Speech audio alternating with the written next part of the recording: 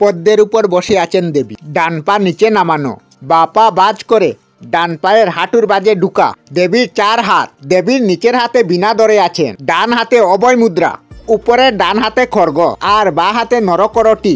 একই সঙ্গে খড়গ, করটি, বীণা। দেবীর মুখে স্মৃতি প্রসন্ন হাসি। উনি যে সে দেবী নন, উনি দশবিদ্যার মধ্যে নবম বিদ্যা, ভয়ঙ্করী দেবী মাতঙ্গী।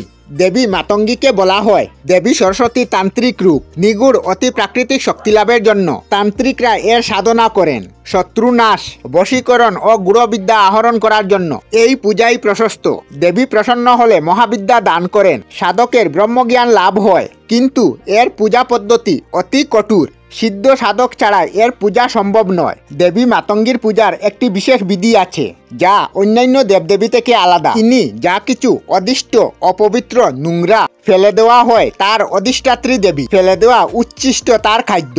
রজস্বলা নারীর রক্তরঞ্জিত লাল কাপড় এর পরিদেহে। সেই জন্য উনার বুক দেওয়ার একটি বিশেষ বিধি আছে। উনি বাকি দেবী দেবতার মতো সাজিয়ে দেওয়া বুক গ্রহণ করেন না।